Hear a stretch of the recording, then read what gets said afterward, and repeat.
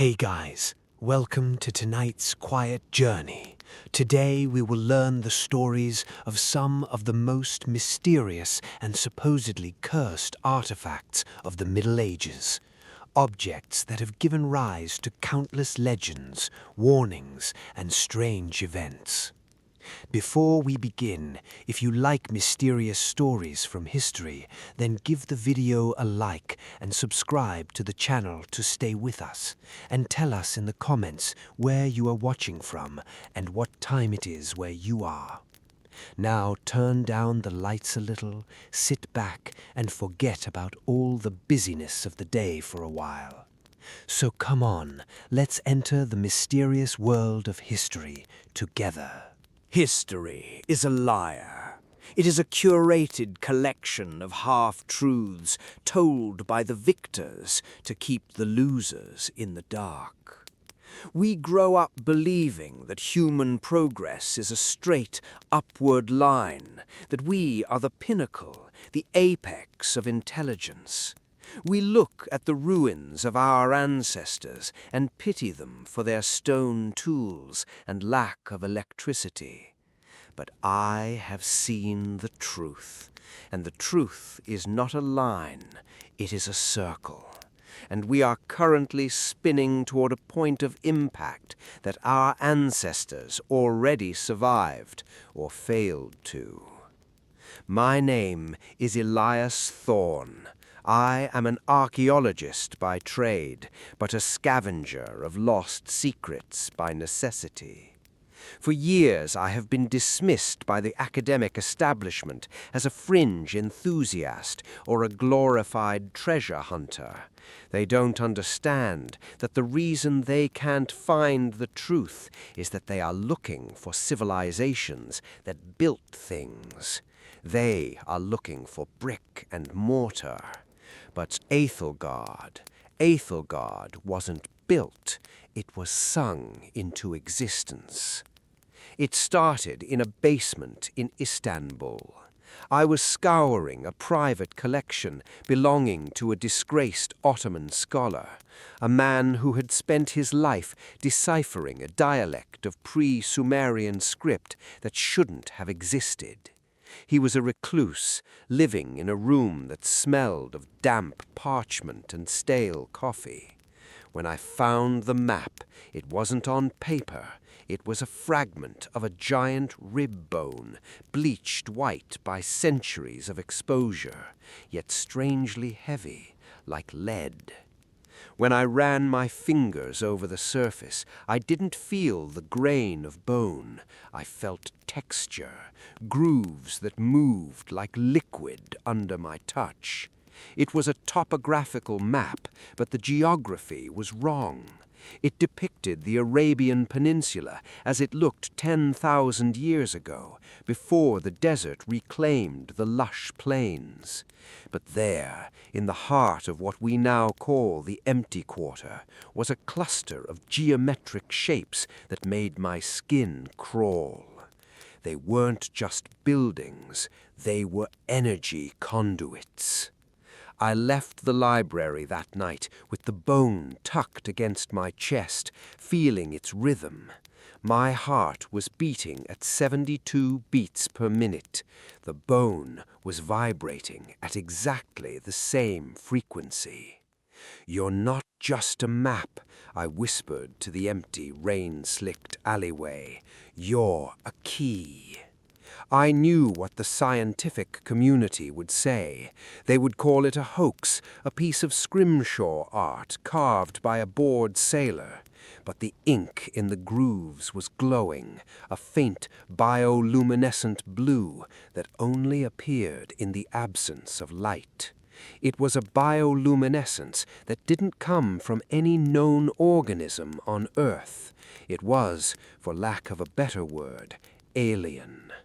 I spent the next 3 months liquidating my assets. My apartment in London sold. My collection of rare books auctioned. I needed gear, I needed transport, and I needed a team that wouldn't ask too many questions. Finding the team was the hardest part. You don't put an ad in the paper for a deep desert expedition into a place that doesn't officially exist. I needed a specialist in linguistic cryptology, someone who could read the dead languages of the desert. I found Sarah Jenkins.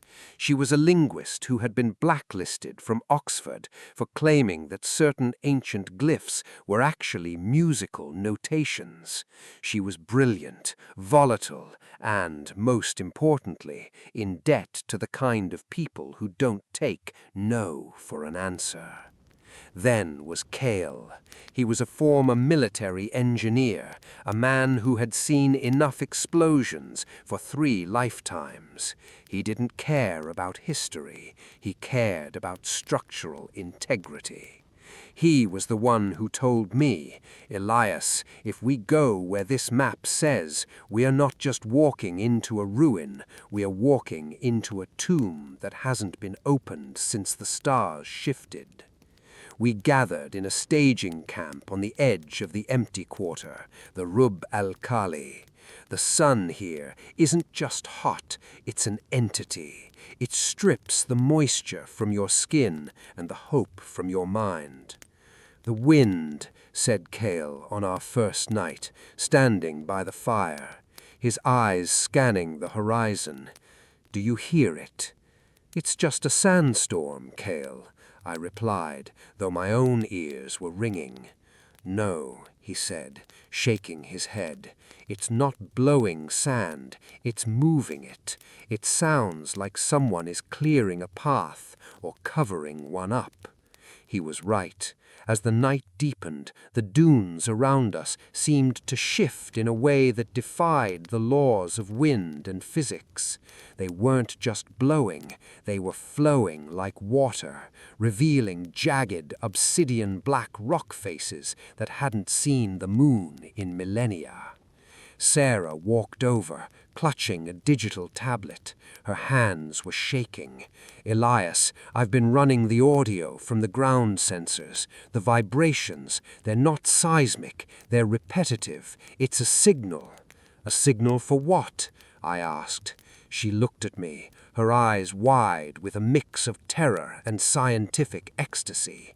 For us, Elias, it's a countdown, and according to these readings, it's been running for 5,000 years, and it's hitting 0 at sunrise. I looked at the horizon. The sky was turning a shade of purple I had only ever seen on the bone map. The air smelled of ozone, like the moment before a lightning strike. Pack the gear, I said, my voice steady despite the adrenaline screaming in my veins. We don't wait for sunrise, we go now. We moved into the desert, the stars above us beginning to align in patterns that felt disturbingly familiar, the same patterns etched on the bone.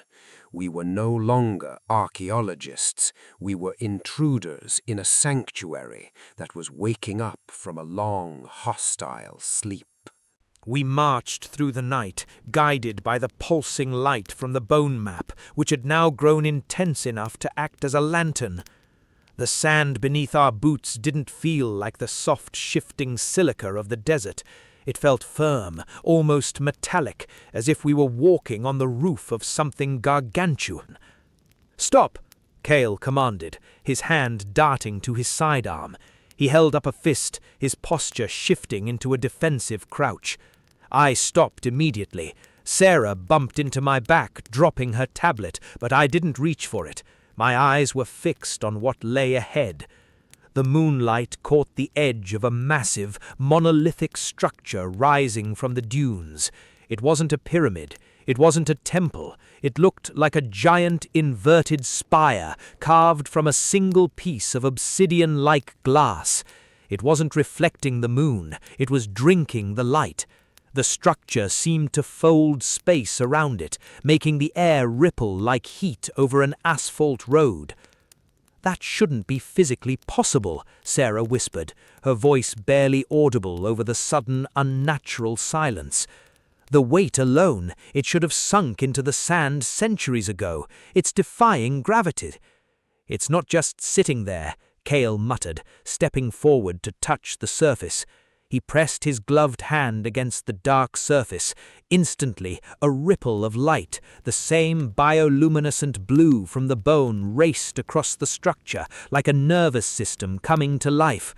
The ground beneath us groaned, a deep, resonant sound that I felt in my teeth rather than heard in my ears.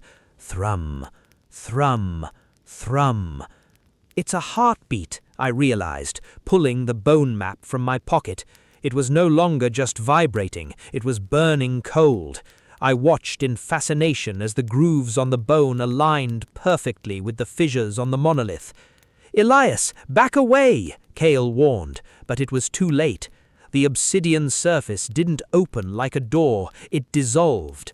The atoms of the material seemed to rearrange themselves, vibrating at such a high frequency that they simply ceased to be solid. A doorway-sized void appeared, revealing a corridor that stretched deep into the earth. It wasn't dark inside, it was illuminated by the same haunting blue glow, casting long, dancing shadows that looked for a split second like tall, slender figures watching us. "We shouldn't go in there," Sarah said, though her feet were already moving towards the threshold. "This is clearly a containment unit, or a vault. Whatever lived here, they didn't leave because they wanted to. They left because they had to," I corrected. "Look at the walls."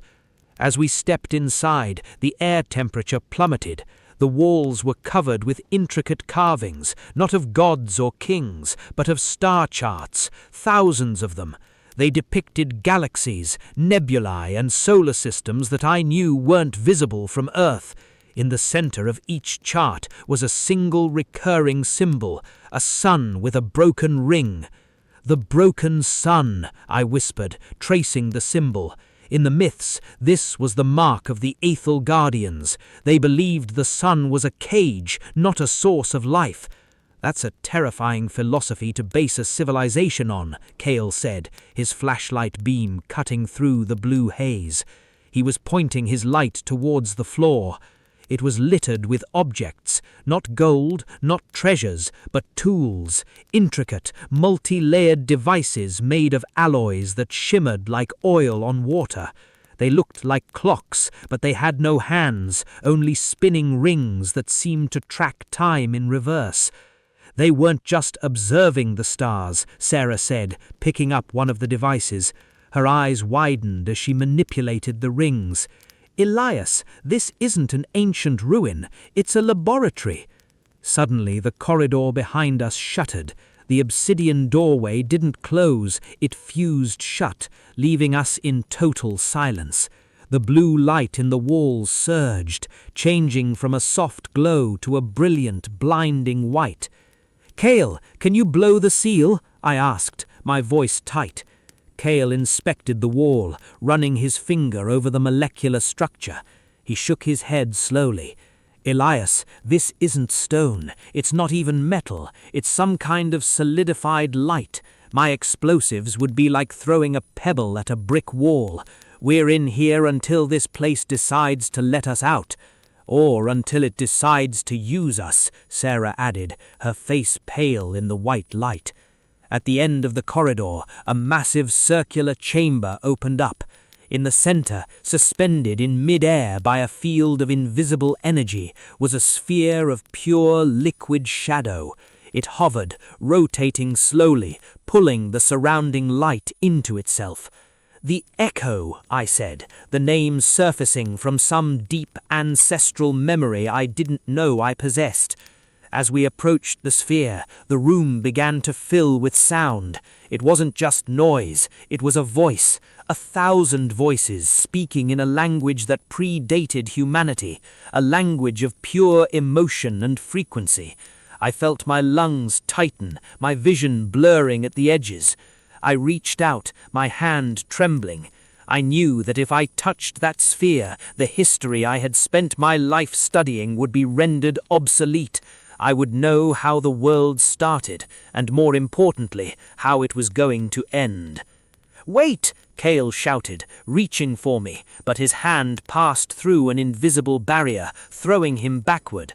The sphere expanded, the lab dissolved, and for a moment the walls of the chamber vanished, replaced by the crushing, infinite emptiness of deep space. The transition wasn't physical, it was neural. 1 second I was standing in an obsidian chamber under the Arabian desert, and the next my consciousness was unspooling across the fabric of space-time. I wasn't just seeing the universe, I was feeling its expansion. The echo had opened a door in my mind, and the deluge of data was almost enough to shatter my psyche. I saw Ethelgard in its prime. It didn't look like an ancient ruin. It looked like a city of glass and liquid light, suspended not on the ground but in a localized bubble of warped gravity. The people of Ethelgard were tall, their skin etched with shifting bioluminescent patterns that matched the star maps on the walls. They were architects of reality, stitching the laws of physics together like a seamstress works with silk. But they were afraid. I felt their collective terror as they stared up at the sky. They weren't looking at stars, they were looking at the void between stars. Something was coming, an entity of pure entropy that fed on the very stability of space. Ethelgard had been their shield, a massive, civilization-sized harmonic resonator designed to push back against the encroaching darkness. "We are the keepers of the rhythm," a voice resonated through my bones, ancient and sorrowful. "When the rhythm fails, the silence follows." I was ripped back into my body, gasping for air. I collapsed to the hard floor of the chamber, my lungs burning as if I'd been holding my breath for an hour. Cale was already on his feet, his weapon drawn, scanning the shadows. Sarah was crouched on the floor, her hands pressed to her temples, cobbing quietly. "Elias," Cale barked, grabbing my shoulder. "Talk to me. What did you see? The whole room shifted. The lights, the gravity, everything went wrong for a heartbeat." "It wasn't a hallucination," I rasped, struggling to stand. My vision was swimming with after-images of galaxies. It was a memory.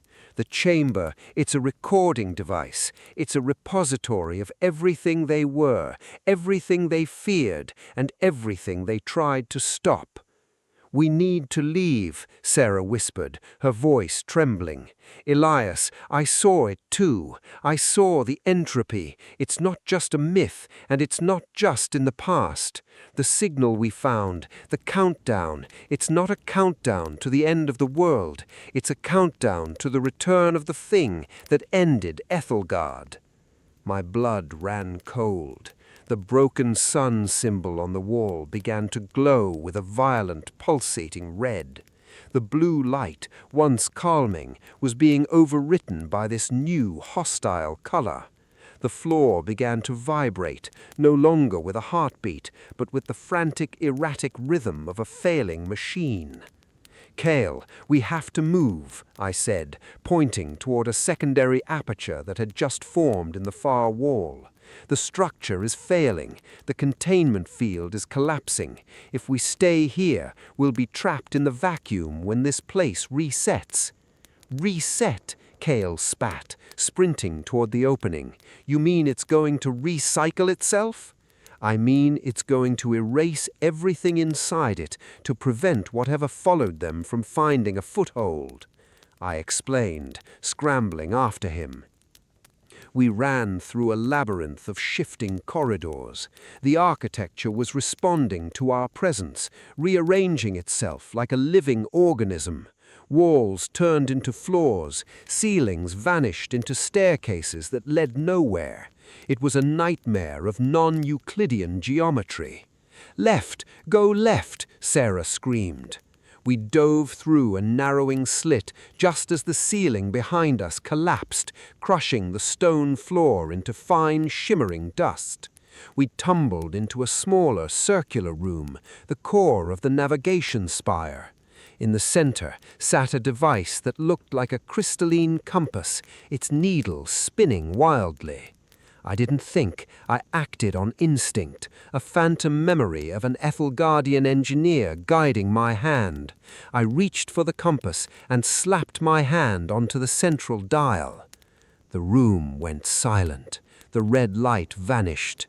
"Did you stop it?" Cale asked, his chest heaving, his rifle still trained at the entrance. "I just changed our destination," I said, staring at the compass. The floor began to descend. We weren't going out, we were going deeper. The chamber was an elevator, and it was plummeting into the very bowels of the earth, heading for a facility that hadn't been touched since the dawn of time. "Elias," Sarah said, her voice filled with a hollow, mounting dread. "Look at the display." I looked. The star charts were shifting, but they weren't showing the past anymore. They were showing the Earth. And there, deep beneath the crust, beneath the mantle, was a massive pulsing structure that covered the entire core of the planet. Ethelgard wasn't a city in the desert. The desert was just the exit. The city is the planet itself. The descent felt like it lasted for hours. We were encased in a transparent elevator that moved not through friction, but through magnetic displacement. As we fell, the rock around us melted away into a blur of grey, then turned into the molten, incandescent gold of the Earth's inner layers. "This is impossible," Cale muttered, pressing his face against the glass. "The heat alone should have vaporized this capsule 100 miles ago. We're passing the mantle, Elias. The temperatures are thousands of degrees." "It's not just insulating us, it's stabilizing the pressure. The Ethelgardians didn't just build a city, they built a tectonic anchor. They understood that the Earth's core is the most stable source of energy in the solar system, provided you know how to harvest the frequency." Sarah was pacing the small platform, her eyes darting between the holographic projections that had blossomed in the air around us. "Elias, look at the telemetry. The frequency is spiking. We aren't just moving to a room, we're approaching an intersection, and something is already there." I looked up. Ahead, the dark void of the lower mantle gave way to a blinding, rhythmic aurora of golden light. It was the core, but it wasn't a swirling mass of liquid iron. It was a perfect, crystalline sphere of unimaginable size, surrounded by a complex web of rings that rotated in perfect mathematical harmony. "A Dyson sphere," I whispered, "but for a planet." "The heart of the world," Sarah murmured. "The stories called it the primal tuning fork. It's what keeps the Earth's magnetic field aligned. If this stops, the atmosphere strips away. If this fluctuates, the crust fractures. They weren't just living here, they were maintaining it." The elevator shuddered to a halt. We had docked on a platform made of the same obsidian material as the entrance, suspended in the vast glowing space between the core and the mantle. As the doors hissed open, we stepped out onto a walkway that seemed to hang in mid-air.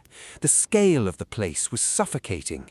Above us, the crystal core pulsed with a low, bone-deep hum. Below us, if there was a below, the void stretched out, seemingly infinite. "Wait," Cale signaled, raising his weapon. "Something is moving." Out of the golden light, shapes emerged. They were tall, gaunt, and moved with a fluid, unnatural grace that made my skin crawl. They weren't ghosts, but they weren't entirely physical either. They were holograms or echoes, leftover security protocols, manifestations of the Ethelgardian collective consciousness. They didn't attack. They simply stood there, blocking the path to the main control nexus. "They're not guards," I realized, stepping forward, ignoring Cale's protest. "They're sentinels. They're checking for a signature." "For what?" Sarah asked, her voice cracking. "For the one who holds the key." I reached into my bag and pulled out the bone map. As I did, the sentinels turned their hollow, glowing faces towards me. The bone map began to float out of my hand, caught in a tractor beam of pure golden light. It drifted towards the central platform, glowing brighter and brighter, until it became a brilliant white star. Suddenly, the voice returned. It wasn't in my head this time. It filled the entire chamber, a thunderous, multitonal sound that seemed to rewrite the laws of physics in the room. The traveller has returned. The cycle is complete. The entropy draws near. Choose, architect. Do you sustain the rhythm, or do you allow the silence to consume the spark? "What does it mean?" Cale yelled over the roar of the core. "What choice?" I looked at the console where the bone map had integrated itself. It showed two paths. One led to the stabilization of the planet's core, shielding it from the entropy, the cosmic entity, but locking the surface of the Earth into a state of total frozen stasis to conserve energy.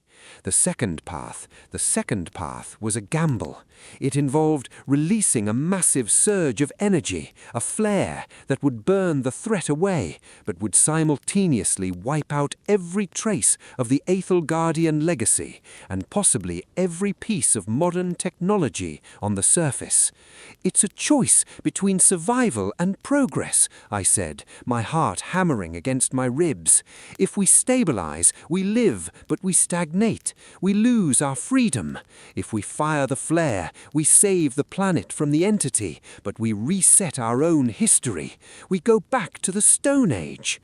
"Elias, you can't make that choice for 8 billion people," Sarah screamed. "I don't have a choice," I shouted back. "The entity, look!" I pointed to the sky, not the sky of Earth, but the view provided by the core's sensors.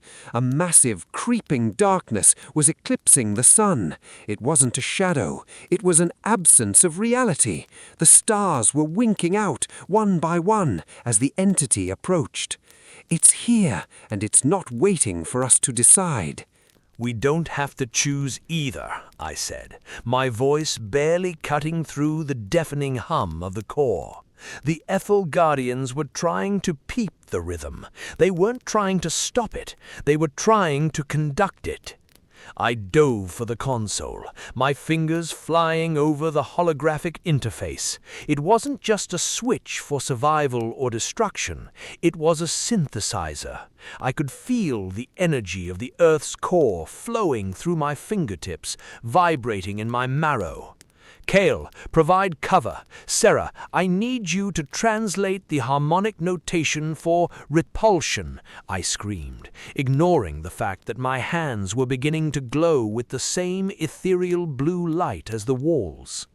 "The notation is complex, Elias. It's written in base 12 mathematics." Sarah scrambled to the terminal, her eyes tracing lines of light that defied Euclidean geometry. "You have to bridge the frequency of the Earth's rotation with the frequency of the incoming entropy. If you hit the resonant frequency, you can create a localized feedback loop. You won't just blast them, you'll mirror them." Cale was standing at the edge of the platform, his rifle spitting fire as the shadowy entities began to coalesce into solid, terrifying shapes, blades of darkness, claws of void. His bullets passed through them, but the kinetic force seemed to disrupt their formation, buying us seconds of precious time. "Hurry up, Elias! They're adapting!" Cale roared, reloading with shaking hands. I felt the weight of the decision. If I succeeded, the world would never know what had happened here. The secrets of Aethelgard would remain buried, and humanity would continue its blind, stumbling march toward the future, unaware of how close they had come to total erasure. "I am the architect," I thought, "but I am not the master of this fate." I slammed my hands down into the center of the console. The entire planet groaned. For a fraction of a second, the gravity in the room reversed. We were weightless, suspended in a sphere of golden light. Then the sound happened, a pure, crystalline note that resonated through the fabric of the universe. It was the sound of a star being born, the sound of life itself fighting back against the void. The flare ignited, but it wasn't a destructive fire. It was a wave of pure, coherent information, a harmonic blast that raced upward through the mantle, through the crust, and out into the vacuum of space. On the monitors, I watched the creeping darkness of the entity shatter. It didn't explode, it dissolved, the entropy unraveling like a frayed rope.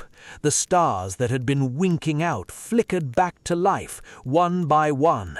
"It's working," Sarah whispered, tears streaming down her face. "The feedback loop, it's pushing them back into the void." The intensity of the light became unbearable. The chamber was flooded with a blinding, absolute brilliance. I saw the faces of the Ethel Guardians, not as holograms, but as echoes of light, standing around me, their heads bowed in what looked like gratitude. Then the world turned white. I woke up to the smell of ozone and the taste of bitter metallic dust. I was lying on the sand. The sun was beating down on my face with a ferocity that felt like a physical blow. My skin was scorched and my clothes were tattered, but I was alive. I sat up, gasping. I was in the middle of the empty quarter. The dunes looked normal, shifting, golden and indifferent. There was no obsidian tower. There was no entrance. The horizon was empty. "Sarah? Cale?" I croaked. A few yards away, Sarah was sitting up, rubbing her eyes. Cale was a few feet further, checking his gear. He looked at his rifle, then tossed it aside. It was fused into a solid, melted lump of useless metal mess. "It's gone," Cale said, his voice raspy. "The whole thing, the entire site, just gone." I reached into my pocket. The bone map was gone too. In its place was nothing but a handful of white ash. "Did anyone believe us?" Sarah asked, looking around the empty desert. "If we tell them, if we publish the data, they'll call us madmen." I stood up, feeling the ache in my bones, a lingering reminder of the power I had touched. I looked up at the sky. It was a beautiful, clear blue, the same color it had been for 5,000 years. "They won't believe us," I said, a faint smile touching my lips. "We're not the heroes of this story, Sarah. We're just the ones who made sure the story could keep being written." We walked toward the horizon, leaving no tracks behind us. The wind swept over the sand, erasing the memory of our presence, as if we had never been there at all. But sometimes, when the night is silent and the stars are just right, I still hear it, the low, rhythmic heartbeat of the world. And I know that as long as that rhythm continues, we are safe.